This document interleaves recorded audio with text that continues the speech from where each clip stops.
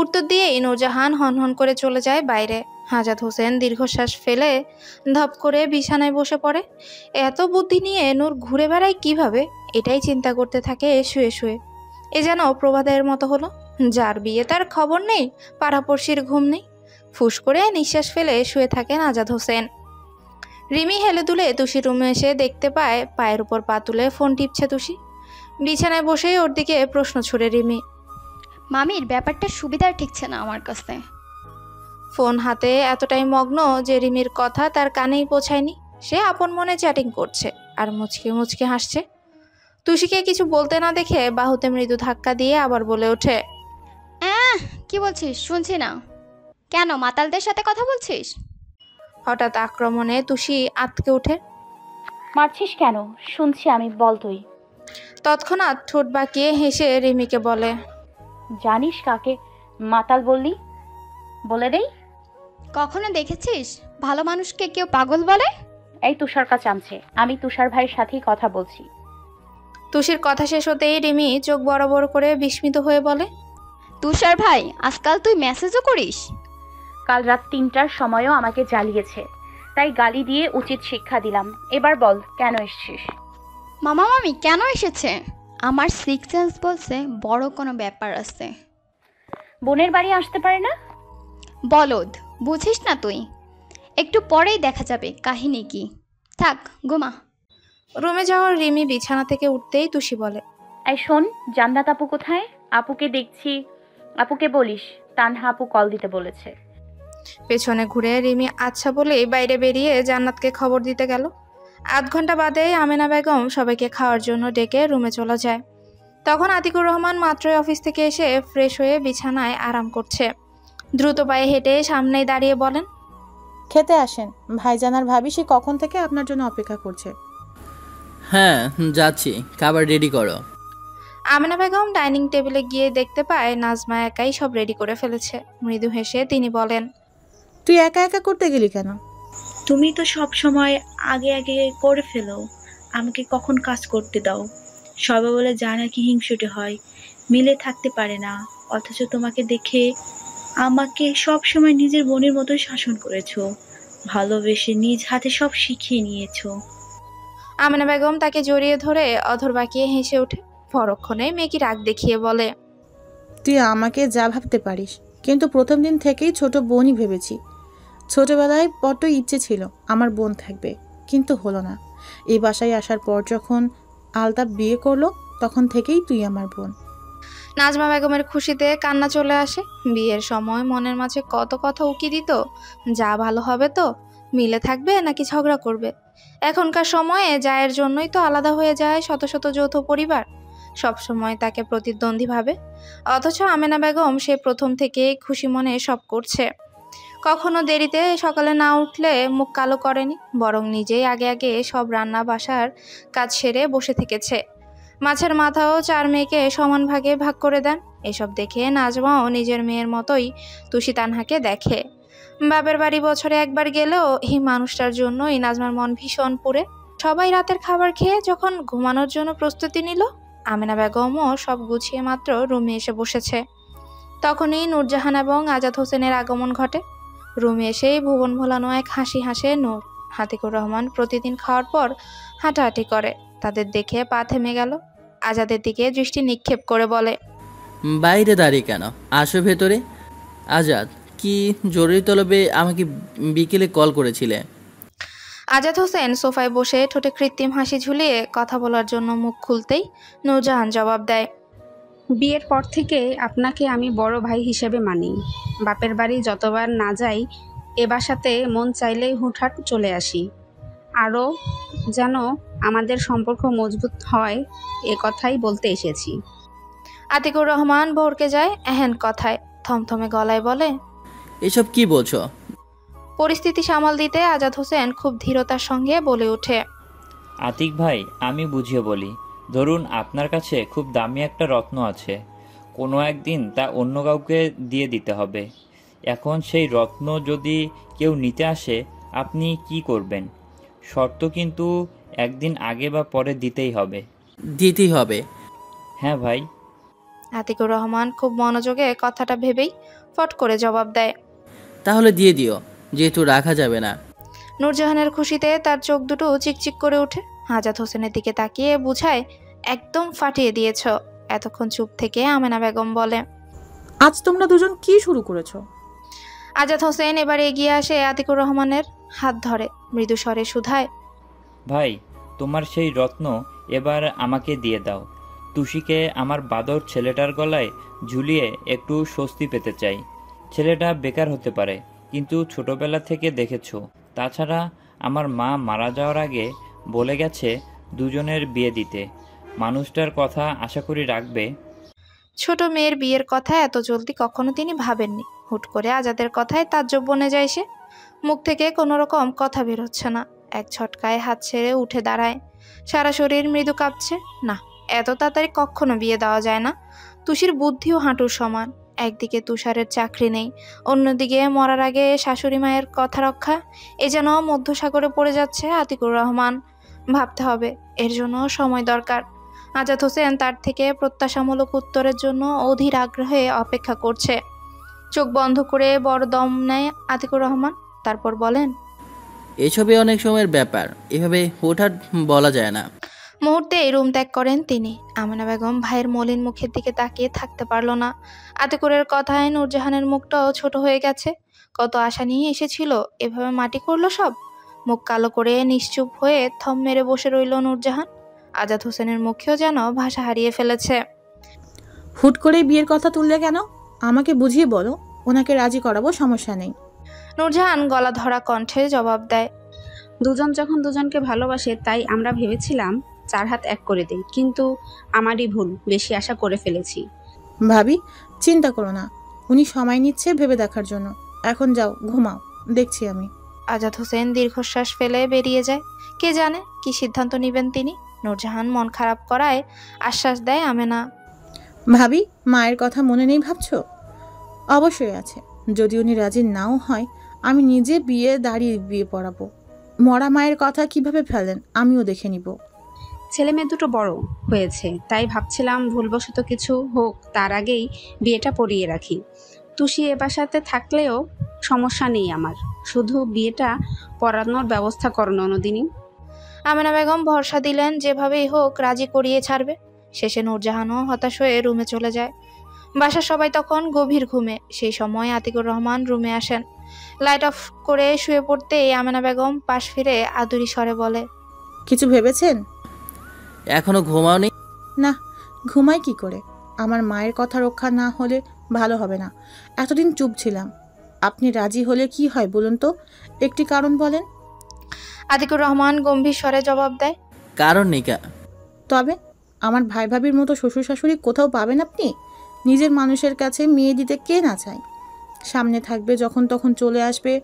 আর আমার তুষার কি খুব খারাপ? আপনার মেয়েই বরং ওর যোগ্য না। সারাদিন উড়নচন্টি হয়ে ঘুরে বেড়ায়। না আছে ভালো পড়াশুনো, না আছে ব্রেন। অথচ তুষার সব দিক দিয়েই সেরা। ওরাও ছোটবেলা থেকেই জেনে এসেছে বড় হলে দুজনের বিয়ে হবে। পরে অন্য কোথাও বিয়ে দিলে ওরা মানবে, পুরো পরিবার তাই জানে। তবে এখন মুখে কুরু পেটে রাখার মানে কি, এটাই বুঝতে পারছি না। চুপ করো আমেনা, কে বলেছে আমি রাজি না? মুহূর্তে আমেনার মাঝে দূরত্ব গুছিয়ে গলা জড়িয়ে ধরে বলে, সত্যি রাজি আপনি? রাজি না?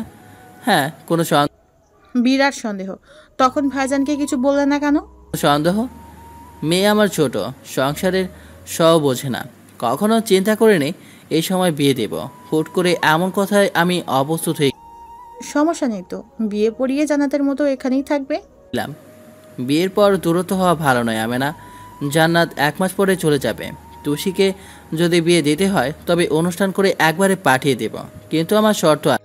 আমেনা বেগম আতকে উঠে, আবার কিসের শর্ত? আপনি সহজ হতে পারেন না? আতিকুর রহমান চোখ লাল করে গম্ভীর স্বরে বলে, তুষার যদি নিজের সাথে তুষিকে ঢাকা নিয়ে কলেজে পড়ায় তবে আমি রাজি। কোনোভাবেই আলাদা রাখা যাবে না। যেখানে যাবে তুষিও যাবে। ভাগাভাগি করে দুজন মিলেমিশে থাকবে। তুষার বর্তা ভাত খেয়ে থাকতে পারলে তুষিকেও মানে নিতে হবে, তবেই না সংসার হবে। তার চিন্তাভাবনা দেখে আমেনা বেগম প্রশান্তির শ্বাস নিয়ে জড়িয়ে ধরে আতিকুর রহমানকে। মেয়ের বিদায় যেন চোখে ভেসে আসছে তার। ডুকরে কেঁদে ওঠে তখনই। আতিকুর রহমান মাথায় হাত বুলিয়ে আগলে নেয় তাকে। দুজনেই দীর্ঘশ্বাস ফেলে নীরবে মেয়ে দুটোর জন্য চোখের পানি ফেলেন। পরের দিন সকালেই আতিকুর রহমান নিজেই সবকিছু বুঝিয়ে বললেন আজাদ হোসেনকে। সোজাসাপটা তার শর্তের কথা বললে এক বাক্যে রাজি হয়ে যায় তারা।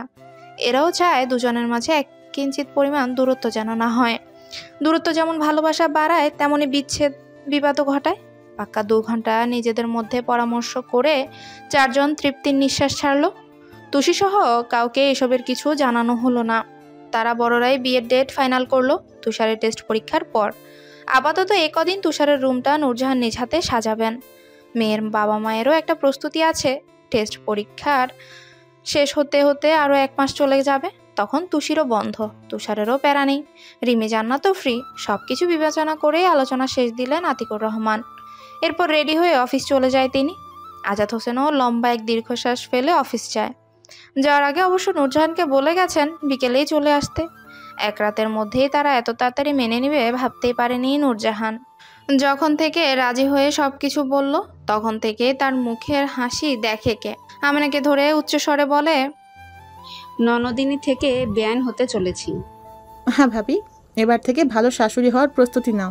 কেন কেন তুমি আমাকে শাশুড়ি হতে বলছো ননদিনী?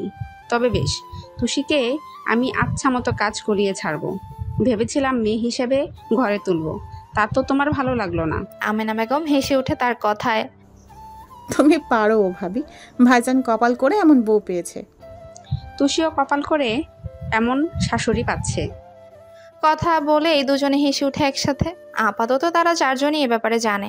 নাজমা সহ কোনো মেয়েকে এসব কথা বলা হয়নি, এমনকি তুষারকেও না। তারা ভেবেছে সবাইকে হুট করে তাক লাগিয়ে দিবে। বিয়ের একদিন আগে বলবে, চলো তোমাদের কাল বিয়ে, দুজনে এক হয়ে আমাদের উদ্ধার করো।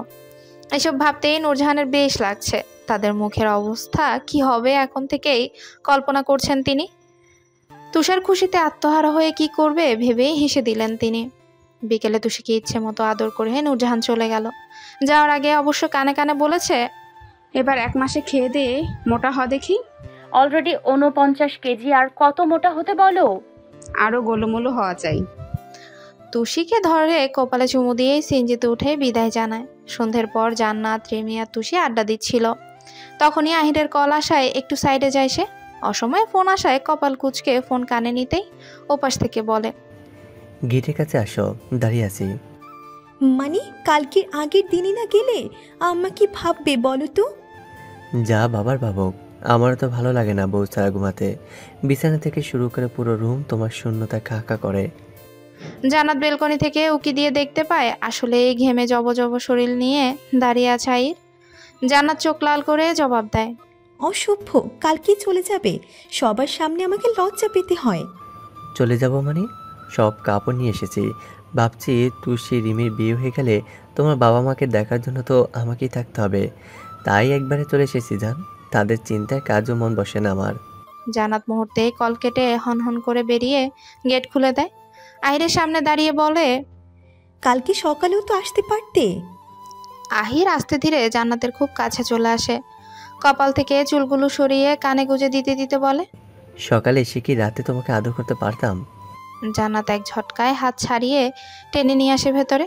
চুপচাপ রুমে নিয়ে দরজা বন্ধ করে বলে, ফ্রেশ হয়ে খেতে আসো। সারাদিন কি খেয়েছো না খেয়েছো? 2 দিন না খেয়ে আসি। এবার যত পারো এই অবাগাকে আদর খেতে দাও। তোমার আদর দেহ মন দুটোই শান্ত করে দাও জান। জান্নাতের খুব নিকটে এসে বাম হাতে কোমর চেপে ধরে আহির। চুলে নাক ডুবিয়ে নেশাতুর কণ্ঠে বলে, কিসমি জান, একটা গরম চুম্বু দিয়ে এই হৃদয় ঠান্ডা করো। আহিরের কথায় শিউরে উঠে জান্নাত। তার বুকের পাটায় মৃদু ধাক্কা দিয়ে ঢোক গিলে জবাব দেয়, ফ্রেশ হও আগে, আমি খাবার বাড়ছি। কথাটা বলেই দরজার কাছে যেতে আহিরের শক্ত দুহাত নিজের সাথে মিশিয়ে নেয়। দুহাত কানের পেছনে দিয়ে তৃষ্ণার্ত অধর জোড়া জান্নাতের উষ্ণ অধরে ডুবিয়ে দেয়। সারা শরীরে তার বেহায়া হাতের স্পর্শ সর্বত্র কাঁপিয়ে তুলে জান্নাতকে। অতঃপর না পেরে আহিরের ঠোঁটে জোরে কামড় দেয়। আহির বাম হাতে নিজের ঠোঁট মুছতেই জান্নাত লজ্জায় হেসে দৌড়ে চলে যায় বাইরে। এদিকে আহির গজগজ করতে করতে বলে, আদর করার সময় যে দাঁত ডিস্টার্ব করে সেই দাঁত আমি ভেঙে দেবো। বউ আমার চোচ্চর করায় একটু কি বৃষ্টিও আসতে দেবে না?